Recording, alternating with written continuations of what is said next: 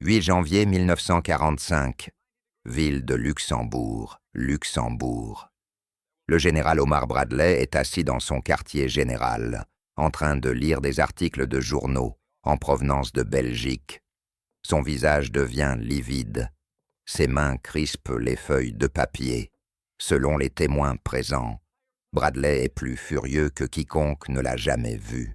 Les journaux rendent compte de la conférence de presse donnée la veille par le maréchal britannique Bernard Montgomery. Montgomery vient d'expliquer aux journalistes comment il a remis de l'ordre dans le chaos de la bataille des Ardennes et fournit aux soldats américains un commandement approprié. Bradley commande des armées américaines depuis des mois. Ces armées viennent de livrer la plus grande bataille de l'histoire militaire des États-Unis.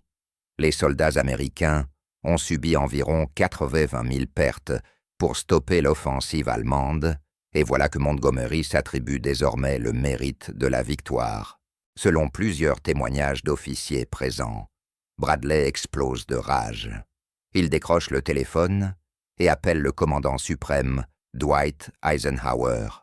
Ce que Bradley dit au cours de cet appel va choquer Eisenhower et faillir déchirer le commandement allié. Pendant ce temps, à environ 80 kilomètres au sud, toujours au Luxembourg, le général George S. Patton apprend l'existence de la conférence de presse de Montgomery. D'après son journal daté du 8 janvier, la réaction de Patton est immédiate et grossière. Il saisit son carnet et commence à écrire des mots qui ne peuvent être entièrement cités dans une vidéo destinée à un public familial. C'est l'histoire de ce que Bradley et Patton ont dit lorsque Montgomery s'est attribué le mérite de la bataille des Ardennes, de la manière dont leurs réactions documentées ont presque détruit l'unité alliée et de la façon dont deux généraux américains se sont unis dans une fureur commune contre le maréchal britannique. Revenons en arrière pour comprendre ce qui s'est réellement passé lors de la bataille des Ardennes et pourquoi les affirmations de Montgomery furent si outrageantes. Le 16 décembre 1944, selon les archives militaires officielles, les forces allemandes lancent une vaste offensive surprise à travers la forêt des Ardennes. 28 divisions allemandes frappent les positions américaines, créant une énorme avancée dans les lignes alliées. L'attaque touche principalement les forces américaines. D'après les archives militaires, la première armée américaine, sous le commandement du général Courtney Hodges, encaisse le choc principal de l'assaut initial. Les unités américaines livrent des combats défensifs désespérés en des points clés comme Bastogne-Saint-Vite et des dizaines d'autres localités. Bradley commande le 12e groupe d'armées qui inclut les forces attaquées. Son quartier général se trouve à Luxembourg-Ville. Selon les documents officiels, Bradley coordonne la riposte américaine face à l'offensive allemande. Patton commande la 3e armée au sud de l'attaque allemande. Selon les archives militaires, Patton redéploie rapidement ses forces vers le nord afin de contre-attaquer le flanc sud allemand. Cela nécessite de faire pivoter des divisions entières de 90 degrés et de lancer l'attaque en quelques jours seulement. Un véritable prodige logistique. Le 20 décembre 1944, d'après les documents officiels, Eisenhower prend une décision de commandement controversée. Il transfère temporairement la 1e et la 9e armées américaines du commandement de Bradley à celui de Montgomery. Le raisonnement d'Eisenhower, consigné dans ses mémoires. Croisade en Europe est pragmatique.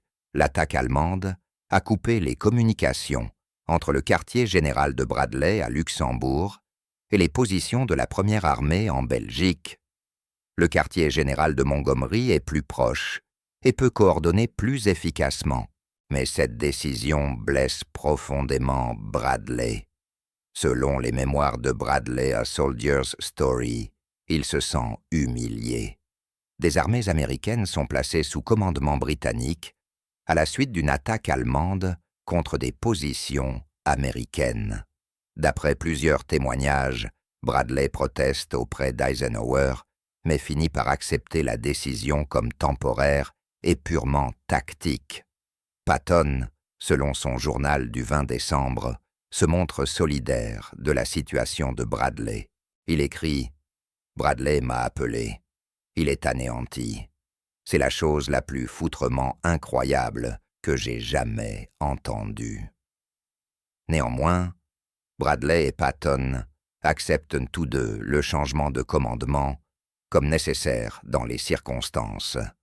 Selon leur propre récit, ils estiment que cette mesure est provisoire et ne constitue aucun jugement sur la compétence américaine. Au cours des 2 semaines suivantes, les forces américaines contiennent puis repoussent l'offensive allemande.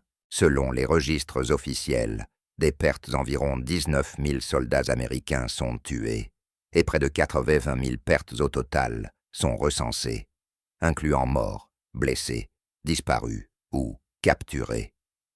Les pertes britanniques s'élèvent à environ 1400 hommes. Montgomery, qui commande les forces au nord de la saillie, joue un rôle dans la défense. D'après les archives militaires britanniques, il positionne des réserves et coordonne des lignes défensives, mais les combats sont menés de façon écrasante par les troupes américaines. Au début de janvier 1945, l'offensive allemande est écrasée. Les forces américaines passent à la contre-attaque. La crise est terminée. Le 7 janvier 1945, Montgomery tient sa conférence de presse en Belgique. Selon la transcription officielle et de nombreux articles de journaux, Montgomery décrit comment il a pris le commandement et organisé la défense. Ces paroles exactes rapportées par la presse contemporaine incluent des déclarations telles que « Dès que j'ai vu ce qui se passait, j'ai pris personnellement certaines mesures pour m'assurer que si les Allemands atteignaient la Meuse, ils ne franchiraient certainement pas cette rivière. » Il déclare également « La bataille a été des plus intéressantes. Je pense que c'est peut-être l'une des batailles les plus intéressantes et les plus délicates que j'ai jamais conduites et l'une des plus dangereuses.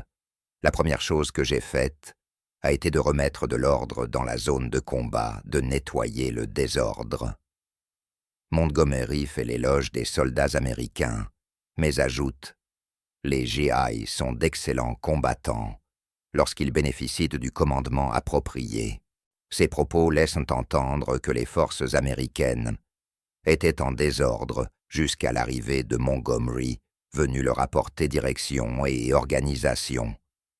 La conférence de presse est largement relayée dans les journaux le 8 janvier 1945. Les journaux britanniques mettant en avant le rôle de commandement de Montgomery. Les journaux américains commencent à reprendre et diffuser les déclarations de Montgomery.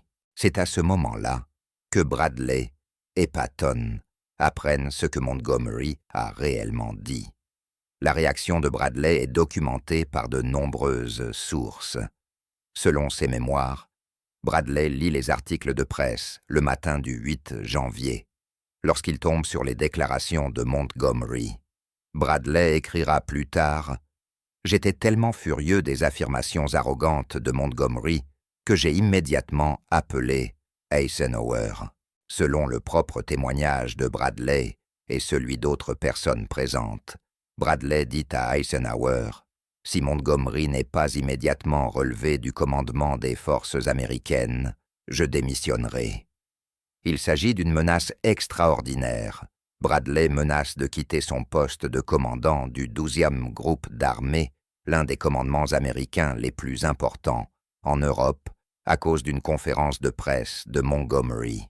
Selon le journal du 8 janvier de l'aide-de-camp naval d'Eisenhower, Harry Butcher, Eisenhower est stupéfait par l'appel de Bradley et par l'intensité de sa colère. Bradley n'en reste pas là. Selon ses mémoires, il dit également à Eisenhower « Après ce qui s'est passé, je ne peux pas servir sous les ordres de Montgomery. S'il reste à la tête des forces américaines, vous devrez me renvoyer chez moi. » Bradley écrira plus tard Jamais de toute ma carrière militaire je n'ai été aussi en colère. Les affirmations de Montgomery étaient une déformation grossière des faits et une insulte à chaque soldat américain qui avait combattu dans les Ardennes.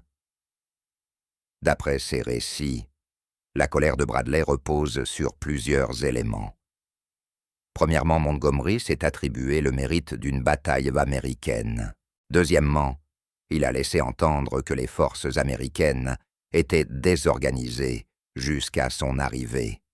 Troisièmement, il a suggéré que les soldats américains avaient besoin d'un commandement britannique. Toutes ces insinuations ont rendu Bradley furieux, lui qui avait vu des soldats américains se battre désespérément contre des forces écrasantes pendant 3 semaines. Pendant ce temps, Patton a sa propre réaction à la conférence de presse de Montgomery. L'entrée de son journal, datée du 8 janvier 1945, conservée dans les Patton Papers, relate sa réponse immédiate. Patton emploie des termes grossiers qui ne peuvent être intégralement cités, mais le sens est sans équivoque. Patton estime que Montgomery est un menteur cherchant à voler le mérite d'une victoire américaine. Selon cette entrée de journal, Patton écrit « Montgomery a une fois de plus prouvé qu'il est un petit vieux fatigué. Il essaie de s'attribuer la victoire américaine dans les Ardennes. » Patton poursuit « Bradley m'a appelé furieux à propos de la conférence de presse de Montgomery.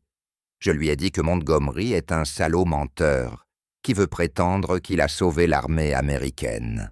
Ça me rend malade. » Patton écrit également « Les Britanniques n'ont pratiquement rien fait dans cette bataille, si ce n'est regarder les Américains mourir. Maintenant, Montgomery prétend l'avoir gagnée. C'est typique de l'arrogance britannique. » Selon de nombreux témoignages, Patton appelle aussi d'autres commandants américains pour discuter des déclarations de Montgomery. Tous ceux à qui Patton parle sont furieux. Le 9 janvier, selon son journal, Patton écrit « J'ai reparlé à Bradley. Il est prêt à démissionner à cause de cela. Je ne lui en veux pas. Les mensonges de Montgomery sont intolérables. La colère de Patton, comme celle de Bradley, provient du fait d'avoir vu des soldats américains combattre et mourir, tandis que Montgomery faisait relativement peu avant de le voir ensuite revendiquer la victoire. La crise s'aggrave rapidement. Selon divers récits, des généraux américains dans toute l'Europe sont scandalisés par les affirmations de Montgomery. Des officiers d'état-major exigent qu'il soit relevé du commandement des forces américaines. Le département de la guerre à Washington reçoit des messages furieux. Selon les archives officielles, des membres du Congrès se plaignent du fait que des forces américaines soient placées sous commandement britannique. Eisenhower se retrouve face à une véritable crise de commandement. Ses 2 principaux commandants américains, Bradley et Patton, sont unis dans leur fureur contre Montgomery. Bradley a menacé de démissionner. L'ensemble de la structure de commandement américaine est en état de rébellion. Selon les mémoires d'Eisenhower, il agit rapidement pour contenir les dégâts. Le 9 janvier, d'après les archives officielles, Eisenhower restitue le commandement opérationnel de la 1e et de la 9e armée à Bradley. C'est sa manière de mettre fin à la situation qui avait permis à Montgomery de revendiquer l'autorité sur des forces américaines. Selon ses mémoires, Eisenhower informe Bradley que l'arrangement temporaire de commandement est terminé, mais les dommages causés aux relations alliées sont considérables. D'après de nombreux témoignages, les généraux américains ne feront plus jamais pleinement confiance à Montgomery après cet incident. Le 10 janvier, selon les documents officiels, Eisenhower envoie un message à Montgomery pour exprimer son inquiétude au sujet de la conférence de presse. Bien que le texte exact ne soit pas entièrement conservé dans les sources disponibles, les récits indiquent qu'Eisenhower fait comprendre à Montgomery que cette conférence a créé de graves problèmes. Montgomery, selon son propre témoignage ultérieur, semble surpris par la réaction américaine. Dans ses mémoires publiés en 1958, Montgomery écrit qu'il avait voulu rendre hommage aux soldats américains et que la controverse avait été exagérée. Cela montre que Montgomery n'a jamais réellement compris pourquoi ses propos avaient été perçus comme si offensants par les Américains. Pendant ce temps, Bradley demeure furieux. Selon ses mémoires, même après avoir récupéré le commandement de ses armées, il reste profondément en colère à propos des déclarations de Montgomery. Bradley écrit « La conférence de presse de Montgomery a été l'acte le plus arrogant et le plus exaspérant dont j'ai été témoin pendant toute la guerre. Il a tenté de s'approprier le mérite de soldats américains qui avaient saigné et étaient morts dans les Ardennes. Les entrées du journal de Patton à partir de la mi-janvier continuent de faire référence à la conférence de presse de Montgomery avec un profond mépris. Le 15 janvier, Patton écrit « Montgomery continue de revendiquer le mérite de la bataille des Ardennes. C'est un menteur. » La crise atteint son paroxysme lorsque le Premier ministre britannique Winston Churchill est contraint d'intervenir. Le 18 janvier 1945, selon le compte rendu parlementaire officiel, Churchill prononce un discours à la Chambre des communes, portant spécifiquement sur la bataille des Ardennes.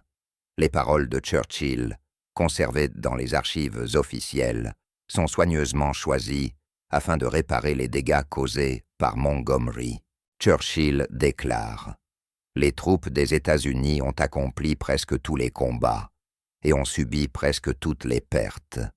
Il convient, en racontant notre fière histoire, de ne pas attribuer à l'armée britannique une part excessive de ce qui est incontestablement la plus grande bataille américaine de la guerre. » Par cette déclaration, Churchill rejette explicitement les prétentions de Montgomery et attribue clairement la victoire aux forces américaines. Selon divers témoignages, Bradley et Patton se disent même satisfaits de la déclaration de Churchill. Elle valide leur position et corrige les affirmations de Montgomery. Cependant, d'après leurs écrits ultérieurs, ni Bradley ni Patton ne pardonneront jamais à Montgomery sa conférence de presse. Bradley écrit des années plus tard, dans ses mémoires, « La conférence de presse belge de Montgomery m'a convaincu qu'il n'était pas seulement personnellement arrogant, mais aussi une menace pour l'unité alliée. » Dans le cas de Patton, les entrées de son journal pour le reste de la guerre contiennent régulièrement des références méprisantes à Montgomery. Patton n'a jamais tourné la page. Ce que Bradley et Patton ont dit lorsque Montgomery s'est attribué le mérite de la bataille des Ardennes est attesté par de nombreuses sources. Bradley dit à Eisenhower « Si Montgomery n'est pas immédiatement relevé du commandement des forces américaines, je démissionnerai. » Il déclare également « Après ce qui s'est passé, je ne peux pas servir sous les ordres de Montgomery. » Bradley écrit dans ses mémoires « Jamais de toute ma carrière militaire, je n'ai été aussi en colère. » Patton note dans son journal « Montgomery a une fois de plus prouvé qu'il est un petit vieux fatigué. » Il écrit aussi « Montgomery est un salaud menteur qui veut prétendre qu'il a sauvé l'armée américaine. » Patton dit à Bradley « Je ne lui en veux pas. Les mensonges de Montgomery sont intolérables. » Ces paroles documentées montrent la profondeur de la colère américaine suscitée par la conférence de presse de Montgomery. Deux des plus importants commandants américains sont unis dans une fureur commune. Bradley, habituellement calme et mesuré, menace de démissionner. Patton, déjà méprisant à l'égard de Montgomery, devient encore plus hostile. L'incident révèle les tensions inhérentes à la guerre de coalition. Montgomery se perçoit comme le commandant supérieur, ayant organisé une défense victorieuse. Bradley et Patton voient en lui un général britannique arrogant, cherchant à voler. le mérite de soldats américains qui ont combattu et sont morts. L'affrontement met également en lumière des différences de personnalité profondes. Montgomery ne peut résister à l'envie de s'attribuer le succès et de suggérer la supériorité de son commandement. Bradley et Patton, quels que soient leurs autres défauts, sont farouchement loyaux envers les soldats américains et ne peuvent tolérer que l'on minimise leurs sacrifices et leurs accomplissements. L'intervention de Churchill empêche des dommages irréparables à l'Alliance, mais au niveau du commandement, le mal est fait. Bradley et Patton ne feront plus jamais confiance à Montgomery. Les généraux américains sont unis dans leur mépris du maréchal britannique. Montgomery, pour sa part, ne comprendra jamais pleinement ce qu'il a fait de mal. Dans ses mémoires publiés des années plus tard, il maintient que sa conférence de presse a été mal interprétée et que des Américains trop susceptibles ont exagéré la controverse. Cela révèle l'aveuglement fondamental de Montgomery quant à la manière dont les autres le percevaient, un aveuglement qui a causé des problèmes tout au long de sa carrière. Ce que Bradley et Patton ont dit lorsque Montgomery s'est attribué le mérite de la bataille des Ardennes est clair, furieux et solidement documenté. Ils ont dit que Montgomery mentait, qu'il était arrogant et intolérable. Ils ont dit qu'il tentait de voler le mérite de soldats américains, et ils ont affirmé qu'il ne pouvait non pas servir sous ses ordres. Leurs paroles ont failli briser la structure de commandement allié et ont nécessité l'intervention personnelle de Churchill pour réparer les dégâts. L'incident est devenu l'un des moments déterminants des relations anglo-américaines pendant la Seconde Guerre mondiale, un moment où deux généraux américains se sont dressés ensemble contre ce qu'ils considéraient comme de l'arrogance et de la malhonnêteté britannique. Cette vidéo présente des événements historiques fondés sur des documents vérifiés, notamment les mémoires de Bradley, les journaux de Patton, les archives militaires, officielles, les articles de presse, contemporains, le discours parlementaire de Churchill et les mémoires de plusieurs participants. Toutes les citations proviennent de ces documents historiques authentifiés. Les interprétations historiques peuvent varier selon les historiens et les chercheurs. Les spectateurs sont encouragés à consulter plusieurs sources lorsqu'ils étudient cette période de l'histoire militaire.